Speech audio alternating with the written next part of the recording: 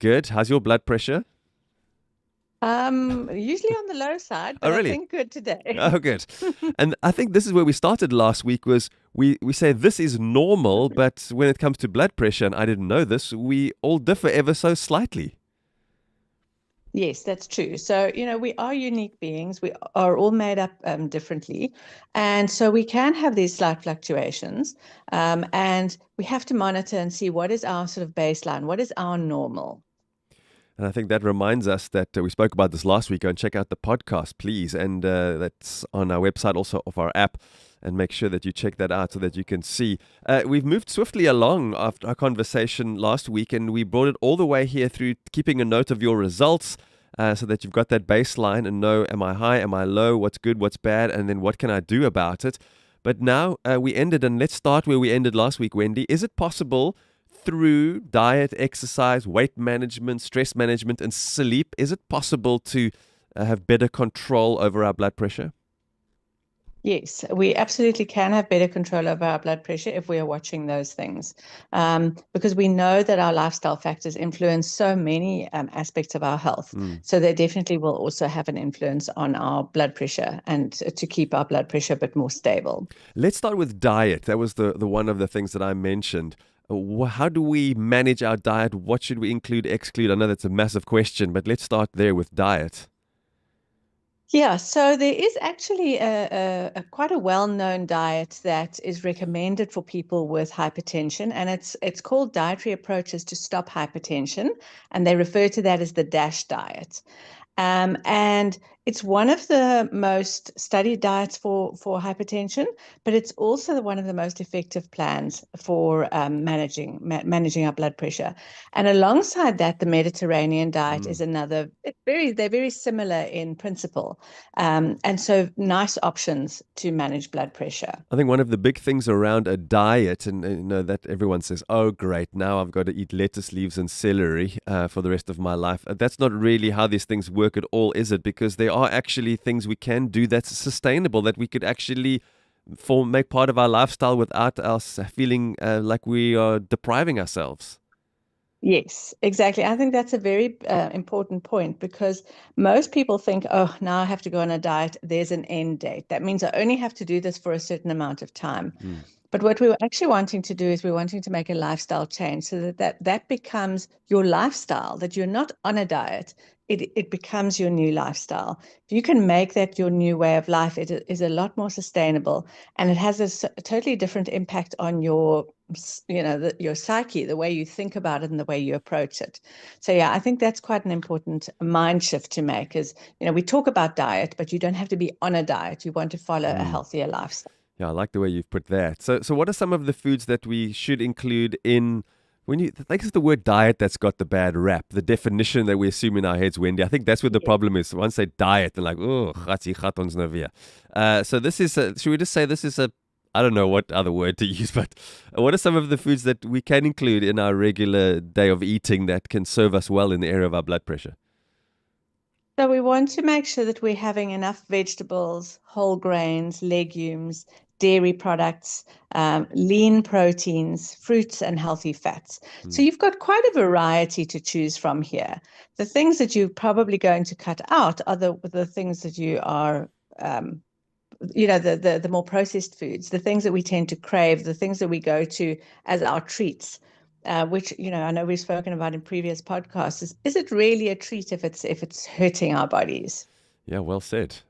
So what are some of those things that we should avoid? Some of this is called these things are not good for us in general, but certainly not good for us if blood pressure issues are part of our lives. So we definitely want to be avoiding processed meats, sort of packaged foods, all of those kind of foods that they are particularly high in sodium. That would also be things like canned foods, fast food, canned soups, fast foods, salty snacks, chips, crackers, all of those kind of things. We also want to be avoiding the sugar and sugary drinks. Saturated fats, so those are that's why we said about the lean proteins, try and avoid the fat on the meat, and you don't want to be having any of those unhealthy fats, Mm. the trans fats and just generally the unhealthy fats that are going to go and sit and clog the arteries. Because if we've got clogged arteries, that's also not going to help our blood pressure. Just a question: what is a processed meat? Are we talking here about like a polony or a salami or something like that? Yeah. Yes, we're Okay. talking about deli meat. So anything that has been processed, that is not its original. So if, for example, you go to the deli and you choose some roast beef, that is still beef. That is what it was meant to be initially. Yeah. But if you're buying a polony or salami or any of those other meats, they've been made up of offcuts and who knows what all else is in there. And in the process of processing them, they obviously are higher in sodium as well. So yeah, they're definitely not the best options for us to be choosing. If you have it here and there, it's not a problem, but it shouldn't be part of your standard daily eating plan. When you don't mean to put you on the spot here, but perhaps you do know the answer to this. When we look at a can of tin soup, let's say we're here in the winter time, and maybe someone says, "Oh, let's just get soup in a can for now before we make something from scratch." What are the sodium numbers that we need to be looking at that's going to tell us that's too high or that's okay? Do you perhaps know? I don't have that off the top of my Okay. head, but I can just say that if definitely in those cans they will have more sodium than you would have if you'd say made it up yourself. Ah, so we need to keep an eye. And things like chips and crackers and these kind of salty snacks, they're in every braai, they're in every snack box in every home, for the kids and adults alike. I mean, those things are also sodium bombs, that's filled with salt. So we have to have that in moderation or not at all. Is that what you're saying?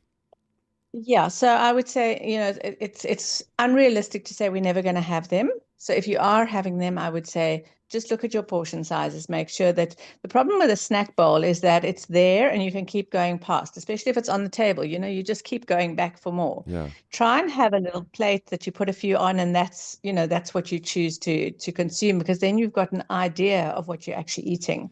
If it's in the bowl and it's a big bowl and you just keep walking past and having more, you have no idea of what you're actually consuming, because it becomes mindless. Mm. So I think being a bit more intentional about the portions of those kind of foods will also help to keep that consumption down.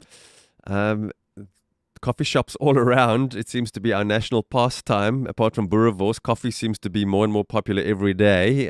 What effect does caffeine have on something like blood pressure? So in some people, it depends on your genetics. Some people are more sensitive to the effect of caffeine than others, but caffeine intake can definitely spike your blood pressure, which can then increase your risk of heart disease. And so it depends on whether you're actually a fast or slow metabolizer of caffeine as to whether caffeine will actually influence your cardiovascular system or not. But a general rule of thumb is anybody who's having caffeine is going to have a slight spike in their blood pressure for a little while after they've had that coffee. So it would be something to just consider. If you're having 1 or 2 cups of coffee a day, that's okay. But when you're drinking 4, 5, 6, sometimes more than that cups of coffee a day, that is a potential risk Mm. factor. And then often those do often have one or two or maybe more teaspoons of sugar in each one. And then if you multiply that, that's also a lot of sugar. And you said we need to be reducing a sugar intake if blood pressure isn't a problem. In fact, we all need to be reducing sugar intake, but particularly if blood pressure is an issue. Yes, because that spike in insulin that goes with that sugar, it causes damage to your arteries. So if our arteries and veins are damaged in any way, they lose their elasticity. Mm. And so the blood can't pump effectively. And so then you are at much higher risk for your cardiovascular issues, and blood pressure is one of those things. Just as we wrap up this episode, Wendy, for young people saying, we eat what we want, do what we want, drink what we want. We're young, we bounce back quite easily. I'll worry about my blood pressure when I'm older. Is blood pressure an issue that everybody can experience? High blood pressure, dangerously high or dangerously low, or is it something that's only affecting older people? No, it's definitely something that can affect younger people too. And I think it's one of as we said last time, one of the silent killers. We should be monitoring our blood pressure from a young age. So, from the high teens, we should already start looking at blood pressure values. And we can't just assume that because we're young that blood pressure is not an issue. There are too many young people that are having heart attacks Yeah. because they didn't realize that their blood pressure was high. So I think it is something that everybody should be checking. and just having a baseline for. And I think if we're talking about young people, often some of the lifestyle choices that they make, they're often over-consuming alcohol sort of in one go, Yeah. so it'll be a weekend out. There's a lot of alcohol. They often combine caffeine with alcohol. That is also problematic. So, you're putting your heart under a lot more pressure there too.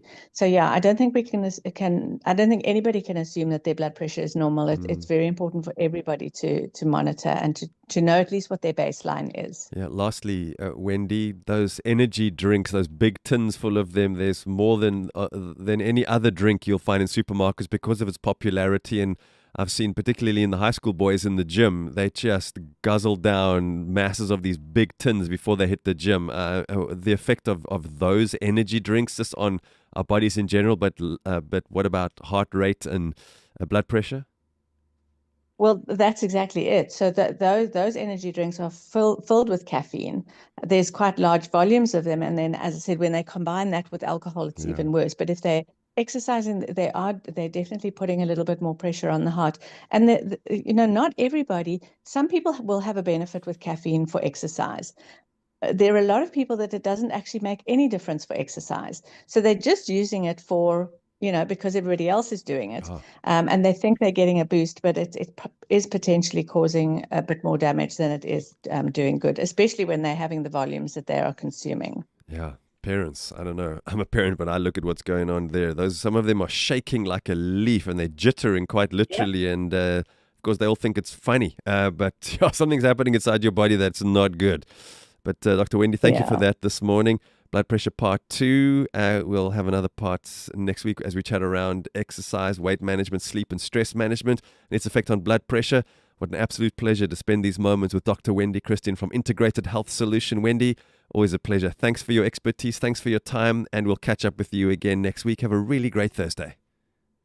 Thanks, Brad. You too. Yeah, always a pleasure. This insert sponsored by Manna Health Products, the only 100% natural organic supplement for blood sugar control. Thank you so much, Manna. Oh, there's some more from Manna.